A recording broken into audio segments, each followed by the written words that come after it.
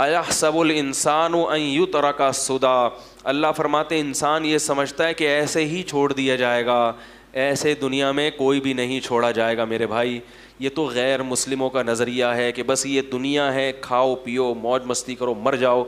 अल्लाह फरमाते हैं ऐसा नहीं है। तो मेरे भाई, अगर मुकम्मल सही बनना है तो क्या करना पड़ेगा? आखिरत की फ़िक्र पैदा करनी पड़ेगी। इसके लिए उलमा ने एक तरीक़ा बयान किया है, क्योंकि अभी तो मैंने भी बयान कर लिया, आपने भी बयान सुन लिया, थोड़ा सा एहसास हो गया। जब घर जाते हैं तो सब भूल भुलैया, क्या ख्याल है? तो पता ही नहीं चलता, बयान ये हुआ तो याद भी नहीं रहता क्या बातें हुई हैं क्या नहीं हुई हैं, सब भूल भुलैया हो जाता है। तो उलमा ने उसका तरीक़ा बयान किया है कि रोज़ाना रात को सोने से पहले 5 मिनट मुहासबा करें और 5 मिनट मुराक़बा करें। बात आ रही है समझ में? 5 मिनट मुहासबा और 5 मिनट। देखो, जो काम थोड़ा हो मगर डेली बेसिस पे हो उसकी बरक़ात ज़्यादा होती हैं, और जो काम ज़्यादा हो मगर पाबंदी से ना हो उसमें बरकत, बोलो ना यार, नहीं होती। लोग एकदम सेहत बनाने आते हैं ना, वो ताकत की दवाएं खाना शुरू, वो एक और बड़ी अच्छी अच्छी खुराकें खाना शुरू, थोड़े दिन में जोश ख़त्म। तो जो कंटिन्यू कोई भी काम करेगा ना पाबंदी से, चाहे थोड़ा हो, उसकी बरकतें ज़्यादा। तो 5 मिनट से ज़्यादा नहीं, ज़्यादा करेंगे थक जाएंगे, तो 5 मिनट बहुत हैं। मुराक़बा और 5 मिनट। मुराक़बा किसे कहते हैं? ये मुराक़बे सेंटर वाले मुराक़बे नहीं जो रूहानी लोग कराते हैं, टोपी ड्रामे। मुराक़बा हॉल में आइए और मुराक़बा कीजिए और फिर आप घूमेंगे आसमान की सैर की, ये दिमागी क्या है? थोड़ी सी सेटिंग आउट होने की दलील है। मुराक़बा वो जो हदीस में आता है, और मुहासबा वो जिसका अल्लाह उसके रसूल ने हुक्म दिया। मुहासबे को आज की ज़बान में एहतिसाब कहा जाता है। आपने सुना होगा ना भाई, एहतिसाब सबका होगा, ये लफ्ज़ सुना है कि नहीं सुना? अरे कहते हैं ना अपोजिशन का भी एहतिसाब होगा, अपोजिशन वाले हुकूमत में आते कह रहे सबका एहतिसाब होगा, यानी हमारे अलावा सबका। भाई यही मतलब होता है ना, वज़ीर आज़म जब तकरीर करते हैं कि सबका एहतिसाब होगा, मतलब क्या कि मेरे अलावा जितने भी दुनिया में लोग हैं सबका एहतिसाब होगा। हुक्मरानों की ये सोच होती है। जब अदालत कह रही होती है कि सबका एहतिसाब होगा, तो मतलब जज साहब कहते हैं मेरे अलावा जितने भी लोग हैं सबका एहतिसाब होगा। तो एहतिसाब का मतलब चेक करना कि क्या कर रहे हो, ठीक है ना, कितनी तुम्हारे अंदर जराइम है, कितनी गलतियां हैं, कितनी खूबियां हैं। तो याद रखो, अल्लाह उसके रसूल ने हमें जो हुक्म दिया ना मुहासबा करने का, जो एहतिसाब, वो मुहासबा थोड़ा सा इससे मुख्तलिफ है। उसमें यह कि किसी का भी एहतिसाब नहीं होगा, सिर्फ किसका होगा? बोलो ना यार, मेरा होगा। किसी का मुहासबा नहीं। मुहासबा एहतिसाब, उर्दू में एहतिसाब कहते हैं, तो वो आसान लफ्ज़ है। सिर्फ किसका एहतिसाब होगा?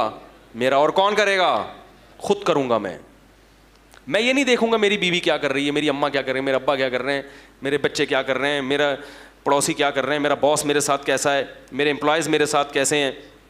ना ना ना ना ना ना, मैं अपना मुहासबा करूँगा कि मैं अल्लाह के साथ और अल्लाह की मखलूक के साथ कैसा हूँ। अपनी खामियाँ तलाश करूँगा। जिसको इस चीज़ की आदत हो गई, बस वो समझो कामयाब हो गया।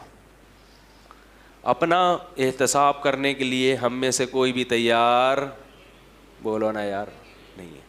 दूसरों के पीछे डंडा लेके पड़े हुए हैं, हालांकि दूसरे की इस्लाह हमारे बस में नहीं है। हम सिर्फ अपने आप को ठीक कर सकते हैं, दूसरे को ठीक होने का मशवरा दे सकते हैं।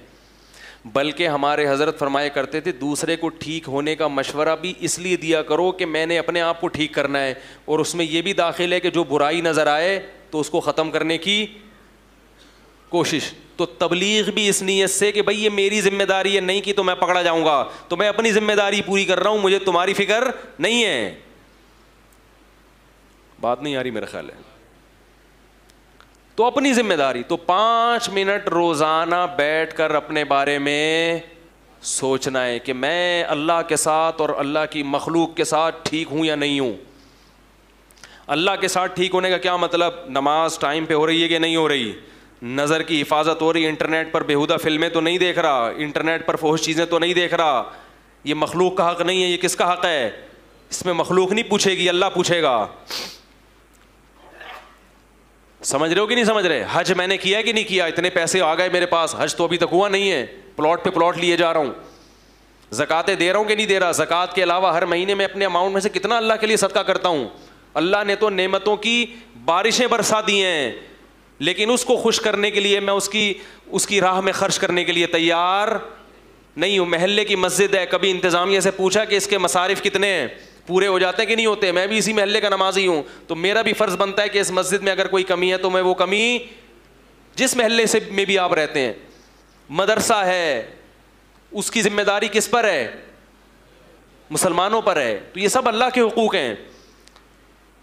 और फिर मखलूक के, बेगम के साथ मेरा रवैया कैसा है? समझ में नहीं आ रहा मेरा ख्याल। उसको कितना टाइम देता हूँ रोज़ाना? अगर टाइम की कमी होती है, किसी दिन बहुत मसरूफ़ है, 2-4 दिन घर नहीं आया ऑफिस से, मदनी मस्जिद का कह के कहीं निकल लिए, तो फिर उसकी तलाफ़ी करता हूँ कि भाई लोग कहते हैं ना यार हम तो 12 बजे आते हैं, सुबह 6 बजे निकले, कैसे टाइम दे? तो मैं कहता हूँ भाई छुट्टी वाले दिन तलाफ़ी कर लो, क़ज़ा कर लो। जैसे हर चीज़ की क़ज़ा होती है ना, सफ़र में रोज़े नहीं रख सके तो हज़र में क्या करने पड़ेंगे? क्या ख्याल है भाई? एक PIA के पायलट थे, बड़े अच्छे ज़बरदस्त, कहते हैं हमें तो टाइम ही नहीं मिलता, हम तो हर वक्त हवा में ही रहते हैं। तो मैंने कहा जब आप हवा में कहीं जाएं, घर वालों को टाइम नहीं तो कभी कभार हवा में ही अपने साथ बेगम को भी क्या ख्याल है भाई? आपने कराची से लाहौर परवाज़ है आपकी, वहाँ आपका 2 दिन होटल में स्टे होगा, तो बेगम से बोलें चलो भाई इस दफ़ा तुम भी चलो, तो इस तरह हवा में ही टाइम दे देंगे आप। और ज़ाहिर है हवा में ही थोड़ी रहेंगे, ज़मीन पे भी। आप गिनीज़ बुक ऑफ वर्ल्ड में अपना नाम लिखेंगे। मैं बेगम को कहाँ टाइम देता हूँ? हवा में। ठीक है ना? तो खैर, हर चीज़ का जब मुहासबा करोगे ना, तो ऑल्टरनेट, अब्बा को टाइम, अब्बा को भी तो टाइम देना ज़रूरी है मेरे भाई। अब्बा को कितना टाइम देता हूँ, अम्मा को कितना टाइम देता हूँ। रिश्तेदार हैं, खूनी रिश्ते हैं, फुफ्फी खाला, सालों साल हो गए, इनसे मिलने की नौबत नहीं आती। एक साहब ने कहा हमारे अब्बा पढ़ाकू हैं, वकील हैं, पढ़ते रहते हैं, 2 साल हो गए अपनी बहन से बोलते क्यों नहीं यार, नहीं मिले। अब्बा से बोलो तो अब्बा कहते हैं बहन कौन सा मिलती है।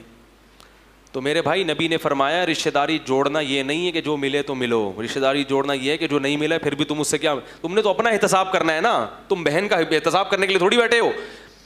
अरे मुहासबे में ये थोड़ी करना है कि बहन मुझसे कितना मिलती है कितना नहीं मिलती, उल्टा मुहासबा। तुमने तो ये करना है कि मैं अपनी जिम्मेदारी पूरी कर रहा हूँ या बोलते क्यों नहीं यार, नहीं।